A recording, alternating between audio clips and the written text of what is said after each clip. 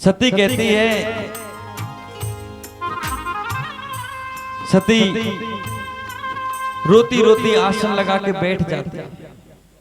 आसन लगाकर बैठकर अपने पति को याद करती हुई भगवान शिव का नाम लेती हुई, हे मेरे स्वामी, हे त्रिलोकी के स्वामी, अब मुझे आपके पास बुलाओ।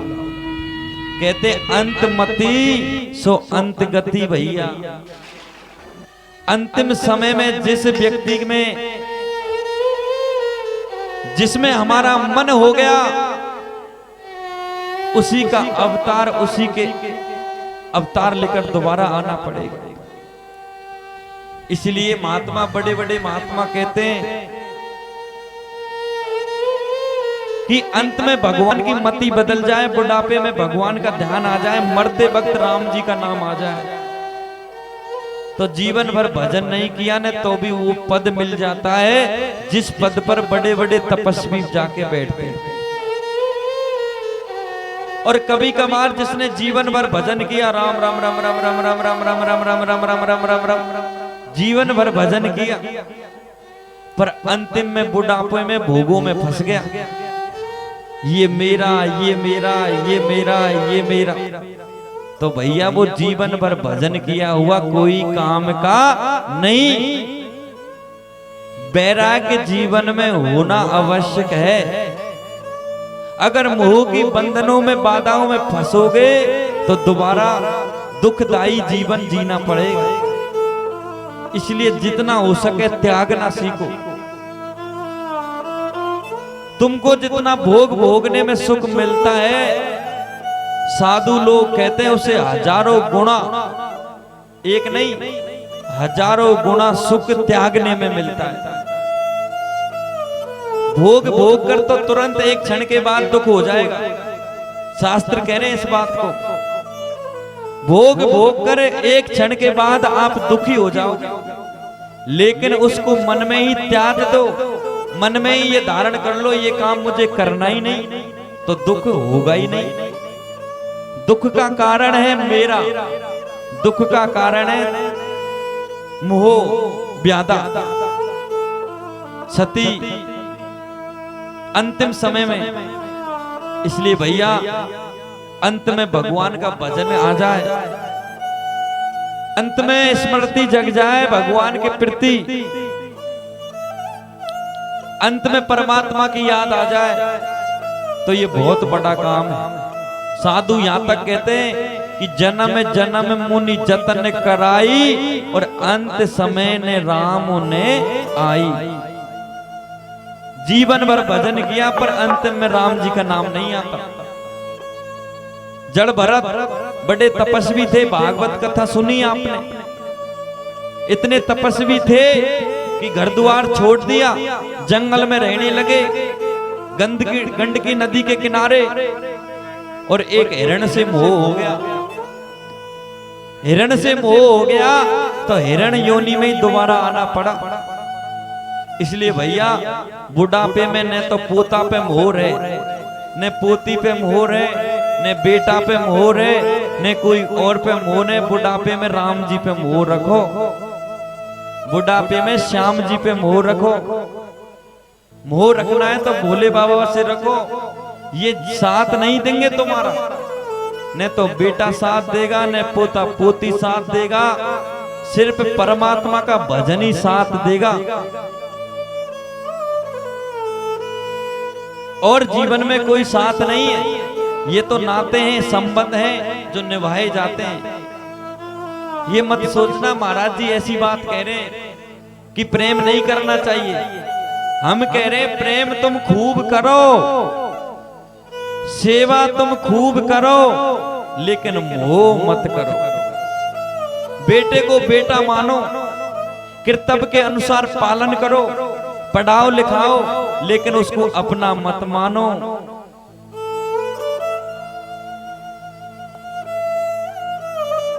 जगत की सेवा करो पर जगत को अपना मत मानो। मोह ही दुख है। मां सती ने अपने पिता से मोह को तजा, और मोह को तज के समाधि लगा के बैठ गई। रोती रहती है, आंखों से अश्रुधारा बहती रहती है। हे मेरे स्वामी, हे मेरे पतिदेव, मैं आपके बगैर कैसे रहूं, मुझे आपकी प्राप्ति कैसे हो। और पति को याद करते हुए, पति को पुकारते हुए दक्ष राजा को श्राप दिया, पिता मंद मति निंदित तोरी और दक्ष शुक्र संभव ये दे। तुम समझ रहे हो ये यज्ञ सफल हो जाएगा, मैं श्राप देती हूं कि ये यज्ञ तुम्हारा जीवन में सफल नहीं होगा। जब तक तुम मेरे पति को नहीं बुलाओगे और मेरे पति के हाथों द्वारा इस यज्ञ को नहीं कराओगे, तब तक तुम्हारा यज्ञ सफल नहीं होगा।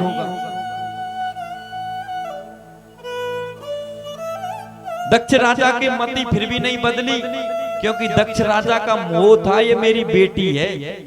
उन्हें ये पता नहीं था ये जगत जननी भवानी है।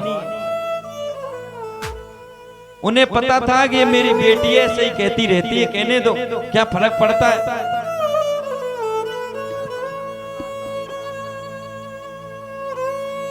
सती जगत जननी मां भवानी समाधि लगाती है। कई कथावाचक कथा करता कहते हैं कि समाधि हवन कुंड में गिर गई सती और हवन कुंड में कूद गई। भैया तुम कूद जाओ अग्नि में, हम तो माने, कूद के तो देखो। अरे वो तो स्वयं अग्नि थी, स्वयं ज्वाला थी। समाधि में बैठी ज्योति को प्रकट किया और अपने शरीर से ही अग्नि को प्रकट कर दिया। धूधुकार अग्नि शरीर में जलने लगी। अग्नि इतनी जलने लगी, इतनी जलने लगी कि देवता भी घबरा गए। हाय राम, त्रिलोकी भी थर-थर कांपने लगी। हे भगवान, जगत जननी मां भवानी आज किस तरह अपने शरीर को तज रही है। अब तो सब महात्माओं के रोंगटा खड़े हो गए। अगर इसने शरीर छोड़ दिया तो भोले बाबा के त्रिशूल से हम नहीं बचेंगे। अगर इसने शरीर छोड़ दिया तो भोले बाबा के तीसरे नेत्र से हम नहीं बचेंगे। और मां भवानी अपने स्वरूप में प्रकट होती है। भोले बाबा के कोप से सब लोग डरने लगे, क्योंकि देवों के देव कौन है। अरे इतना तो बताओ, देवों के देव कौन है। महादेव और कालों के काल महाकाल।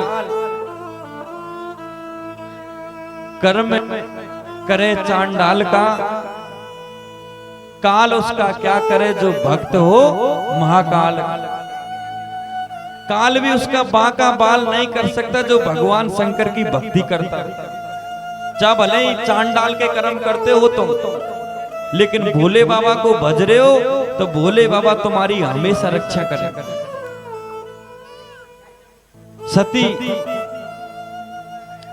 जगत जननी मां भवानी समाधि में बैठती है, योग अग्नि प्रकट करती है, योग ज्वाला प्रकट करती है। हमने बताया ना आपको कि सती की उत्पत्ति अग्नि से हुई। कल कथा सुनाई थी। दक्ष राजा ने कणखल हरिद्वार में यज्ञ करवाया। क्या करवाया? यज्ञ। 9 दिवसीय नव यज्ञ करवाया, 9 दिन का। और उन 9 दिन के यज्ञ के नाम पे नवरात्रा पड़ने लगी। सर्वप्रथम जो नवरात्रा 9 दिन में देवी जी का पूजन किया, वो देवी जी का पूजन किसने किया? दक्ष राजा ने किया शुरुआत में। और उसी दिन की परंपरा से हम देवी जी की 9 दुर्गाओं की पूजा करते हैं, 9 देवियों की पूजा करते हैं और नवरात्रा मनाते हैं। कहां से प्रकट हुई सती? अग्नि से। हवन यज्ञ से प्रकट हुई। सूत जी महाराज कहते हे मुनिगणों,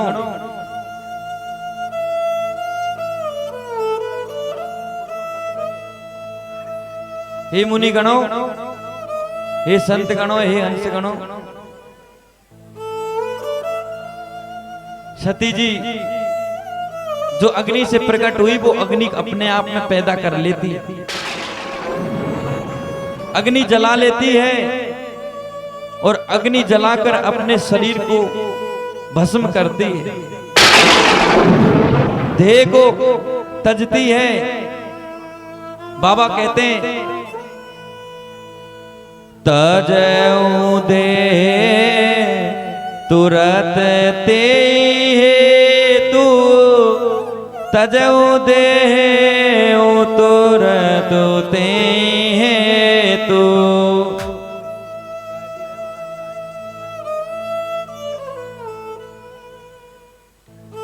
जो देह तुमने दी है उस देह को मैं तुरंत तज दूंगी। ये शरीर जो तुमने दिया है इस शरीर को तुम ले लो। और इधर मौल चंद्र विषकेतु और सती अपने शरीर को तजती है। असकई जोग अगनि तनु जारा और भयउ सकल मक आहा कारा। त्रिलोकी में हाहाकार मच गया। असकई योग अगनि तनु जारा और भयउ सकल मक आहा कारा। सब देवताओं में हाहाकार मच गई कि सती मर गई, सती जल गई, सती का क्या होगा। सब देखते रहते पर कोई बचा नहीं पाता। सजनों यही संसार की दशा है। जब संकट की घड़ी आएगी ना तो कोई बचाता नहीं, न कोई साथी है, न कोई अपना है, न कोई पराया है। सती के सामने जब अग्नि जली, स्वयं अग्नि प्रकट करी तो पिताजी भी आंखें फाड़ के देखते रहते हैं, माता जी भी देखती रहती है, ऋषि मुनि भी देखते रहते हैं, पर सती को कोई बचा नहीं पाता। सब स्वरूप को देखते रहते हैं। धीरे धीरे सती जलती है, जलती जलती शरीर का त्याग करती है और शरीर का त्याग करती हुई अंत में भगवान वरदान मांगती है। क्या मांगती है? हे परमात्मा, हे त्रिलोकी के स्वामी, अगर मुझे दूसरा जन्म स्त्री का मिले, दूसरा जन्म मुझे नारी का मिले तो मैं भोले बाबा की पत्नी बन के ही आऊं और किसी की पत्नी ना बनूं। मरत सती हरिशन वर मांगा और जन्म जन्म शिव पद अनुरागा। मरते वक्त भगवान से अनुरोध करती है कि मुझे शिवजी ही पति के रूप में मिले, शिवजी की ही मैं पत्नी बन के आऊं और शिवजी की ही सेवा में सेवा करूं। ये मरते वक्त मांगती। इसलिए हम कहते हैं बार बार अंतमति सो अंतगति। इसलिए भैया जवानी में कुछ नहीं किया तो कोई बात नहीं, लेकिन बुढ़ापे में तो भजन कर लो।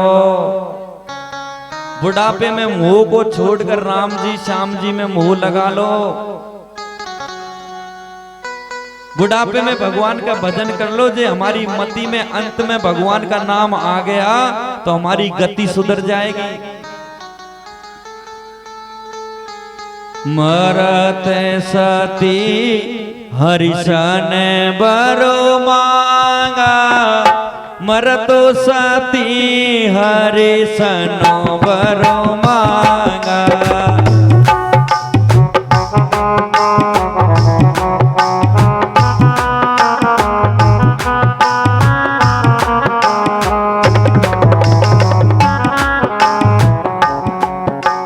जन्म जन्म शिव पद अनुरागा, जन्म जन्म पदो अनुरागा।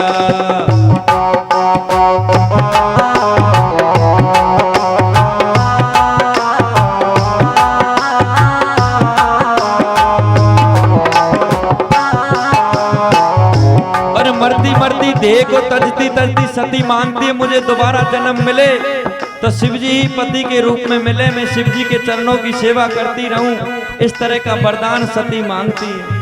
तजऊ दे ओते ए दे दे तजऊ तुरत देते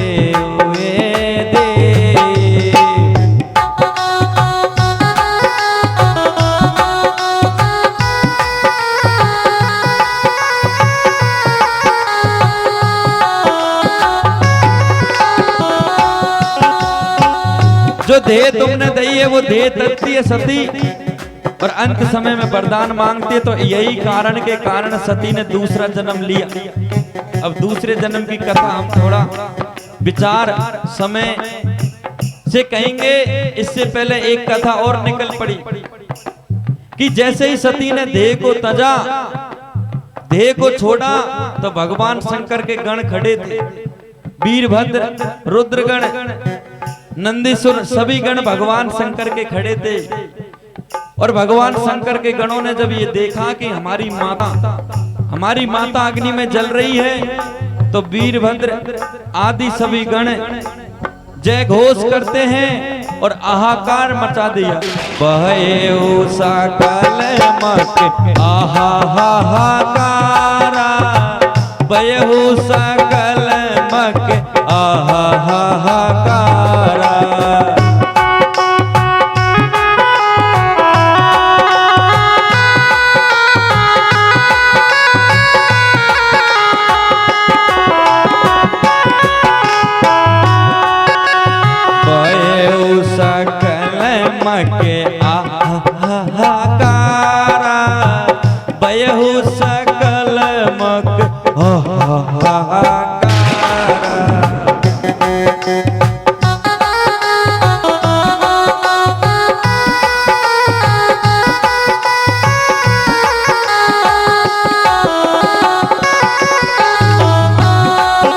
वीरभद्र आदि गणों ने, नंदी गणों ने, भृंगी गणों ने, श्रृंगी गणों ने, भगवान के भूत प्रेतों ने समाचार पहुंचाया भोले बाबा के पास। अरे देवों के देव महादेव, प्रलय आ गई, मैया जल गई। भोले बाबा खड़े हुए, क्या हुआ? समाचार जब शंकर पाए, समाचार जब शंकर पाए।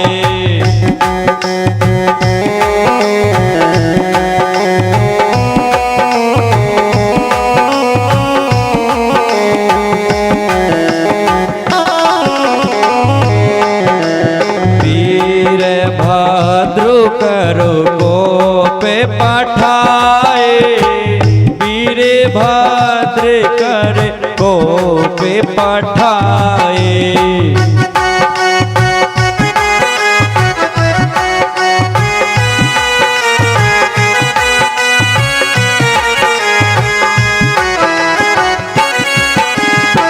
और भगवान शंकर के गण कूद पड़े हवन कुंड की अग्नि में और युद्ध करने लगे। कोई फरसा उठा रहा है, कोई गदा उठा रहा है, कोई क्या कर रहे हैं, कोई क्या कर रहे हैं, एक दूसरे को मारने काटने लगे।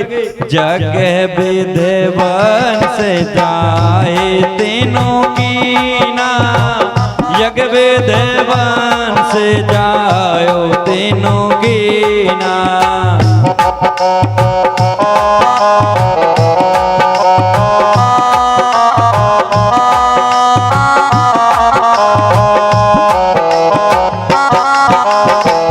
भगवान शंकर के गण हर हर महादेव का नारा लगाते, हर हर महादेव, हर हर महादेव, हर हर महादेव। कुंभ के मेले के दर्शन किए कभी?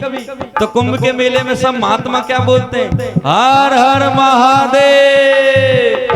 जग विद्वान से जाए तीनों की ना, जग विद्वान से जाए तीनों की ना।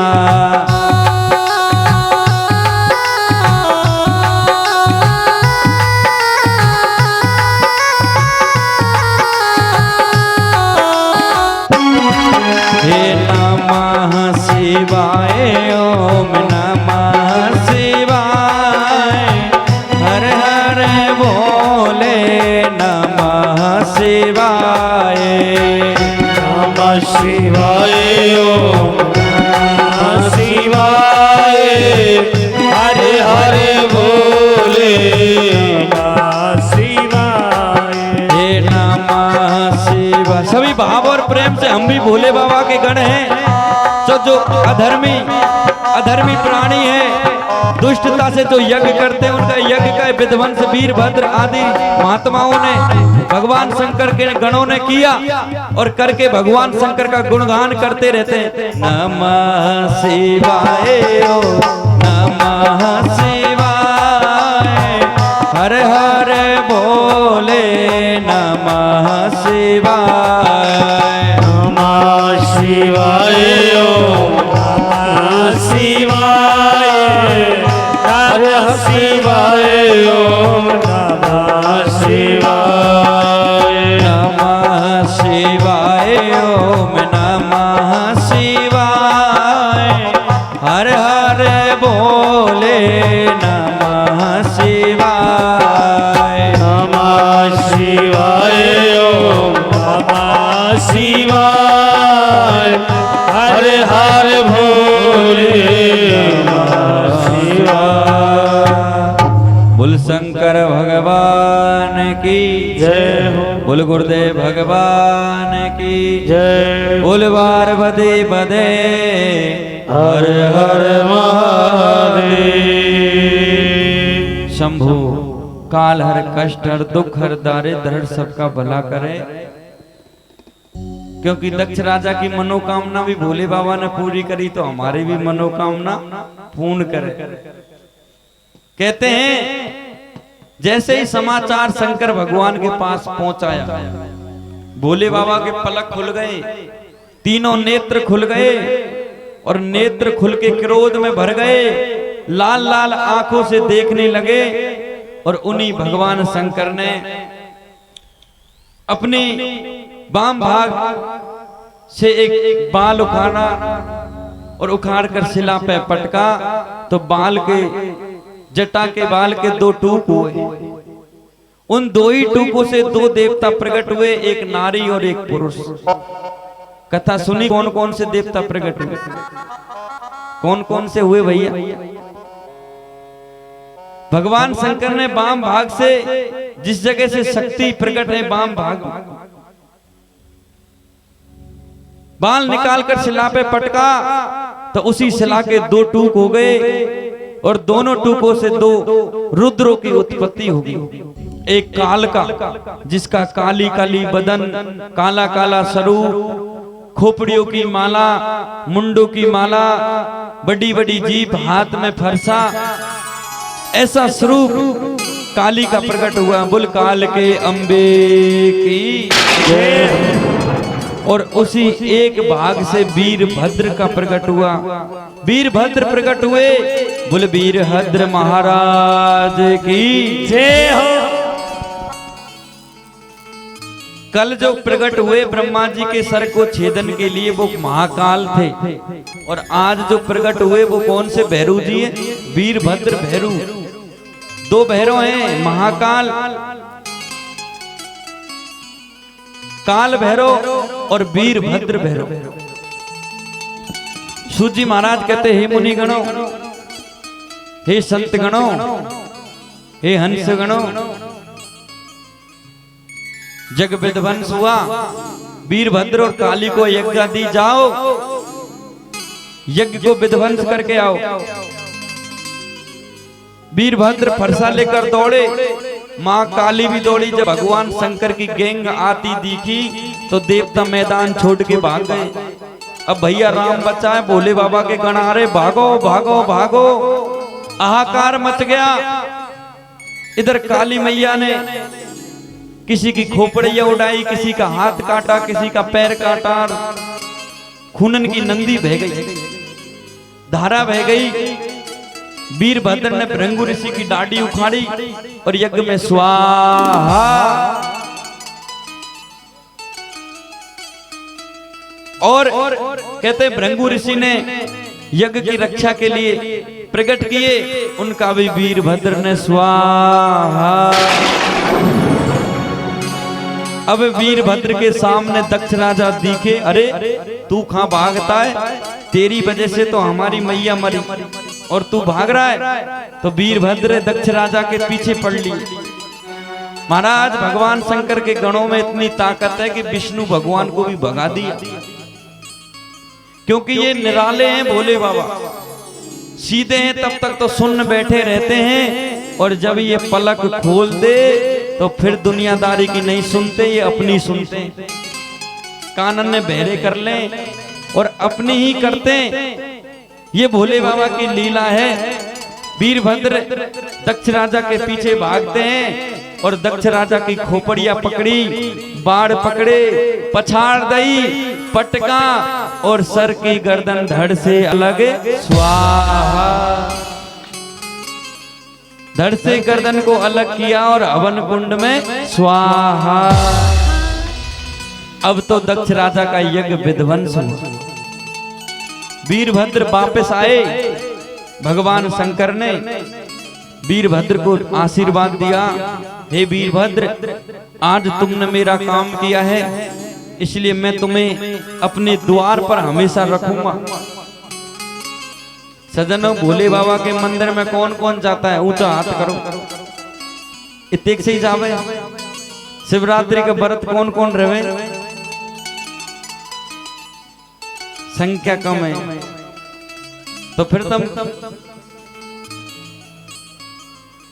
जय हो भाई महाराज हो। भाई हम भगवान के भक्त हैं तो शर्म ना क्या जाते? भोले बाबा के मंदिर में कौन कौन जाते हैं? संख्या बड़ी। तो भोले बाबा के मंदिर में जाते हैं तो द्वार पर एक देखा आपने वीरभद्र का स्थान, द्वारपाल रूप में। अगर उसकी आज्ञा के बगैर शिवालय में घुस गए तो कोई काम नहीं बनेगा। ध्यान से सुनना कथा को। भोले बाबा की पूजा करना जाना है तो सर्वप्रथम सिद्धियों को प्रणाम करो। जय हो। सिद्धियों को झुको, सिद्धियों के झुककर अंदर जाओ। अंदर जाकर घर के दरवाजे की बेल बजाओ। बेल जानते हो? सीटियों में मकान होते, घंटी बजाते, टुन टुन टुन टुन, संकेत हो जाता है कि भाई कोई आ रहा है। कोई सोती अवस्था में होता है तो वो भी खड़ा हो जाता है, कोई आया है। तो भोले बाबा के मंदिर में जब जाए तो पहले संकेत दे कि भाई हमारे, ये भोलेनाथ हमारे। तो सर्वप्रथम क्या करें? जो घंटी है उसको बजाएं। उसके बाद द्वारपाल को प्रणाम करें। द्वारपाल कौन है? वीरभद्र। अभी कथा निकल के आएगी। भगवान शंकर ने वीरभद्र को अपने द्वारपाल माना, अपने घर का मालिक माना, और वीरभद्र को आशीर्वाद दी कि मुझ तक पहुंचने के लिए पहले तेरी आज्ञा पड़ेगी, तुझसे मिलना पड़ेगा। मंत्री से मिलने के लिए पीओ की जरूरत होती है। डायरेक्ट मंत्री से नहीं मिल सकते, लेकिन पीओ साठ-गांठ में है तो मंत्री तक मिलाई दे। भोले बाबा तक पहुंचना है तो वीरभद्र को राजी करना है, इस भैरूनाथ को राजी करना है। वीरभद्र द्वारपाल है, भगवान शंकर के घर के द्वारपाल। पूजन करो, जल चढ़ाओ, जो भी सामग्री लेके गए उसका सभी का वीरभद्र का पूजन करें।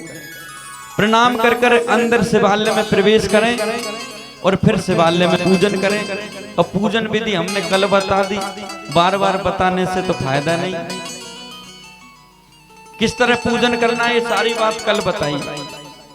अभी हम कथा में आगे बढ़ते हैं। कहते हैं भगवान शंकर ने वीरभद्र को अपना द्वारपाल, अपना मुख्य गण बनाया, और वही वीरभद्र भैरूनाथ के रूप में पूजने लगे। द्वारपाल भैरूनाथ के रूप में पूजने लगे। ये चारों दिशाओं का मालिक वीरभद्र को बनाया। सजनों, चार दिशा है और चारों दिशाओं के मालिक कौन है? वीरभद्र। गृह प्रवेश करते हैं, कोई शुभ काम करते हैं तो भोले बाबा की इस वीरभद्र की 4 ज्योति जलाते कि नहीं जलाते? पंडित जी कहते हैं खप्पर को रखो बाहर। तो ये द्वारपाल है वीरभद्र भैरवनाथ, चारों दिशाओं के मालिक हैं। कोई भी इस पृथ्वी पे प्रवेश करने से पहले, भगवान शंकर के घर में प्रवेश करने से पहले वीरभद्र की आज्ञा होती है। सज्जनों, पृथ्वी के देवता कौन है? सुना आज तक? पृथ्वी के देवता कौन है? आकाश के देवता कौन है? और पाताल के देवता कौन है? पाताल के देवता, जल के देवता विष्णु है, आकाश के देवता ब्रह्मा है, और पृथ्वी के देवता भगवान शंकर है। पृथ्वी पे तो शिव जी की चलेगी और किसी की नहीं चलेगी। इसलिए कहा है संतों ने, आकाशाय ताड़कालिंगम पाताले बटकेश्वरम और मृत्यु लोके महाकालम सर्वलिंगो नमस्तक। इस मृत्यु लोक में तो महाकाल की चलती है, भगवान भोलेनाथ की चलती है, क्योंकि मृत्यु लोक ही पृथ्वी लोक है। यहाँ जो आता है सो जाएगा। लेकिन स्वर्ग में ऐसा नहीं होता। स्वर्ग में सब देवता जीवित रहते हैं, सब देवता अपनी स्थायी जगह पे रहते हैं, लेकिन पृथ्वी को मृत्यु लोक कहा है। वीरभद्र की भगवान शंकर ने आशीर्वाद दिया, अपनी इस पृथ्वी लोक का मालिक बनाया, और वीरभद्र की बधाई गाई तो हम भी गा ले। भैरू बाबा को याद कर ले, क्योंकि भैरू बाबा की गोद में बैठे, तो एक भैरू बाबा को याद करें, भैरू बाबा का स्मरण करें। और इतने में भैरू बाबा को याद करते, इतने में तुम्हारी जो नाश्ता वगैरह जो कथु देओ बाकू आवाज।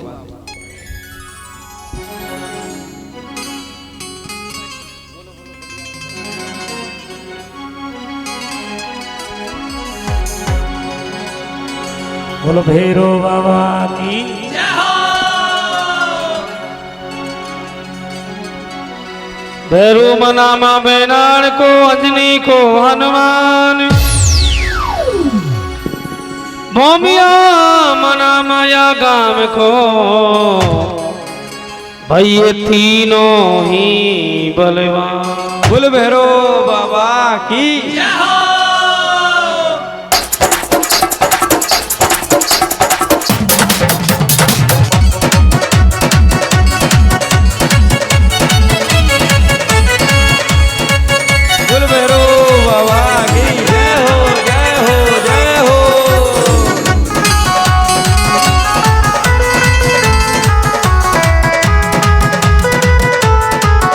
देखो भाई, शादी ब्याह में हर कोई जय हो नृत्य करते कि नहीं करते?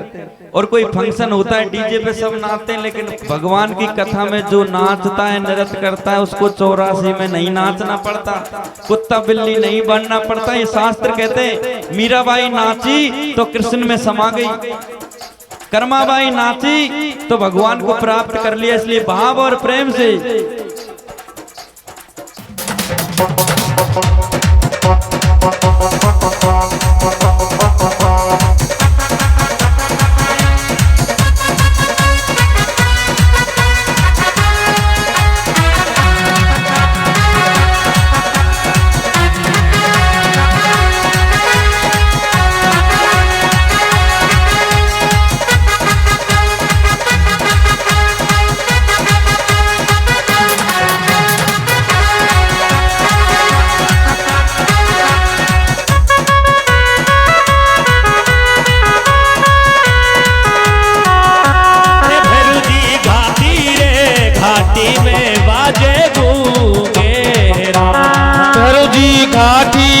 घाटी में बात गूगेरा। अरे भैरू जी घाटी में बाजे गूगेरा।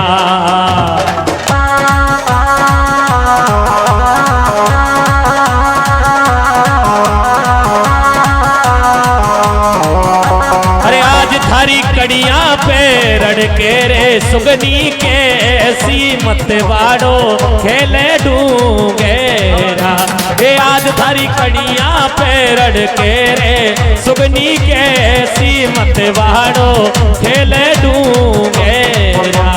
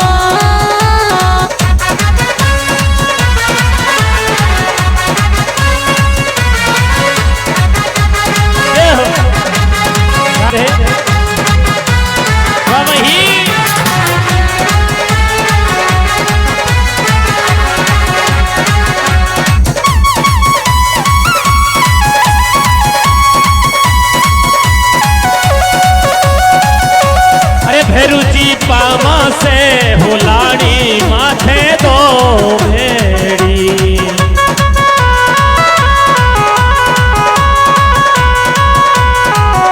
अरे भैरू बाबा पामा से हुलाड़ी माथे दो भेड़ी।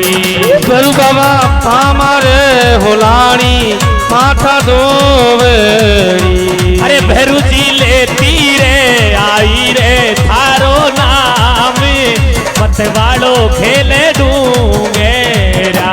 ए भैरू जी घाटियो घाटी में बाजे गूंगेरा।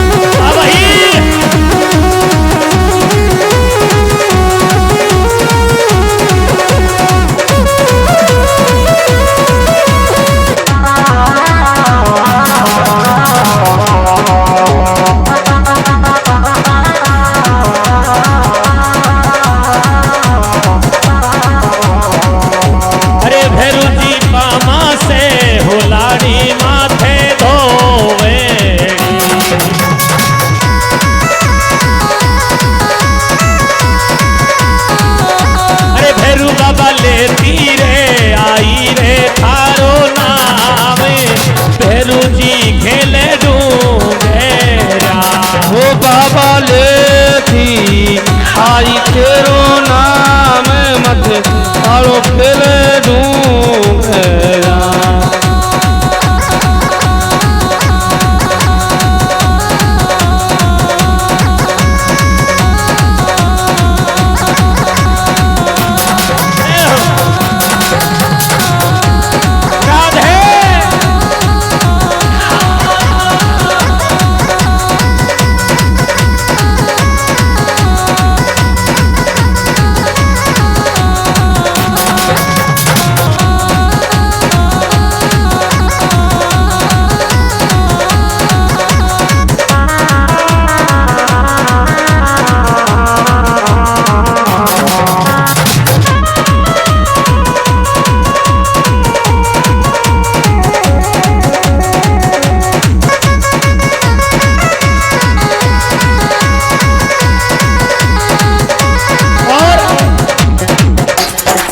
जुगो जुगे से बेरुची जुगो जुगे से।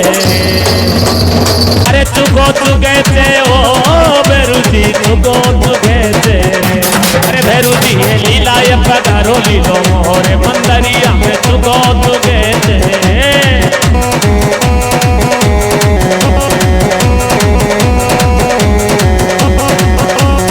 अरे जुगो जुगे से रे बेरुची जुगो जुगे से। ओ भैरू जी ये लीला ये पधारो लीलो मोरे मंदरिया में जुगो जुगे से।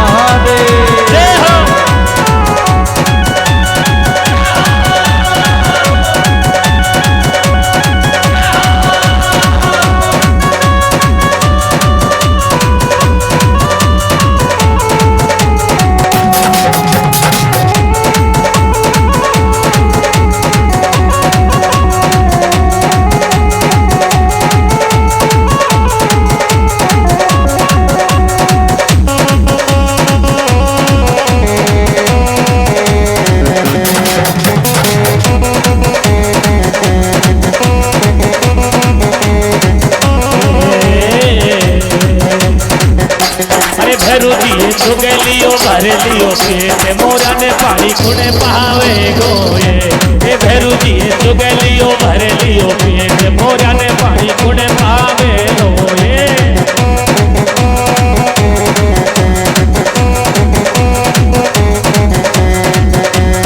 अरे कुड़े पावे लोए मोरा ने पानी कुड़े पावे लोए ए भैरू जी चुगे लियो भरे लियो पिए मोरा ने पानी कुड़े पावे लोए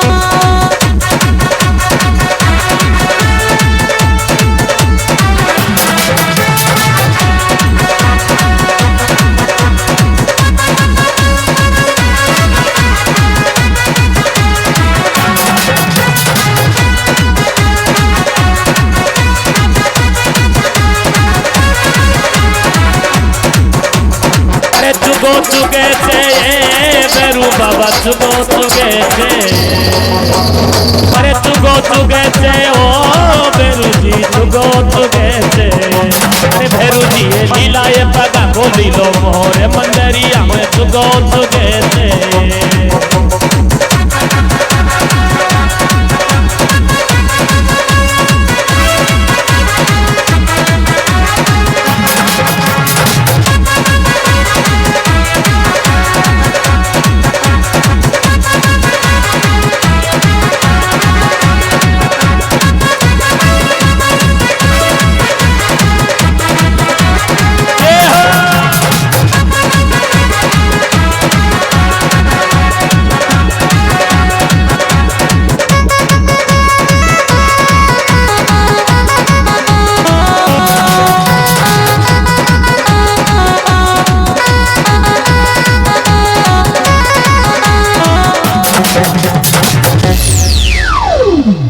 बोलो भैरू बाबा की जय हो। बोलो मां शंकर भगवान की जय हो।